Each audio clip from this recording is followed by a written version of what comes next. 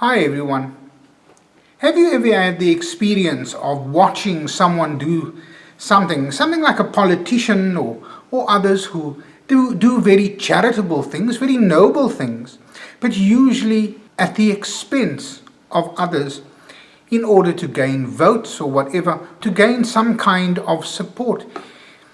Very often around election time, we'll see politicians going out in numbers and talking to the people and handing out food parcels or t-shirts, whatever the case may be, to elicit some kind of support. And even though it appears that it's for the good of the people, in reality it's for their own benefit. In Jesus' day, in our reading from Matthew chapter 6 verse 1 to 6 and 16 to 18, we come across where Jesus speaks about three of the cardinal spiritual laws or pillars that underlie the Jewish tradition, and that of almsgiving or charity, prayer and fasting. And in Jesus' experience, as he watches what the Pharisees and the teachers of the law are doing, he sees that these spiritual leaders stand where people can see them, stand in public places, in order for other people to admire them. And yet, all the while, this is for their own benefit rather than for the good of the people.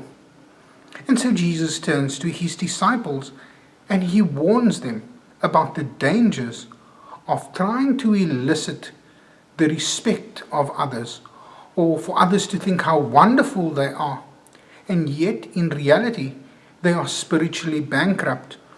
And in fact, it is a form of deception, because what appears isn't necessarily the true motivation for what they do.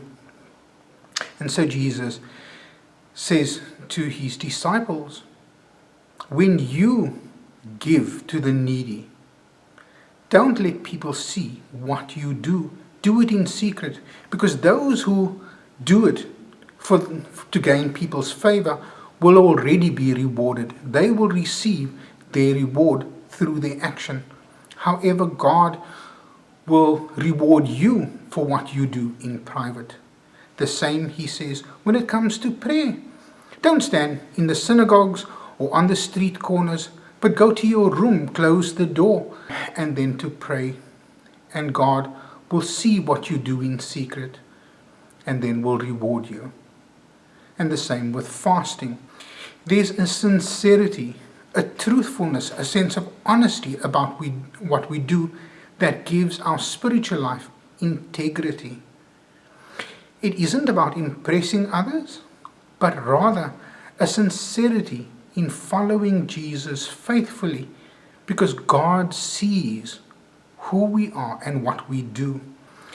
In Matthew chapter 5, verse 20, Jesus says to his disciples, unless your righteousness exceeds or surpasses that of the Pharisees and the teachers of the law, you will not enter the kingdom of heaven.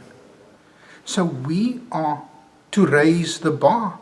We are not to operate on that level of superficiality and insincerity, but we are to be true to what we do.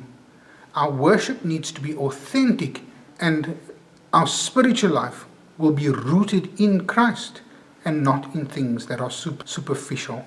So I pray that during this time, while we find ourselves in the wilderness, that we will search our hearts to do what we do with sincerity of heart, with fervor, to go to our rooms and to pray, to fast without advertising, to give generously, not to be noticed, but out of a sincere sense of compassion and love for others. This the Lord will reward, because the Lord measures our heart.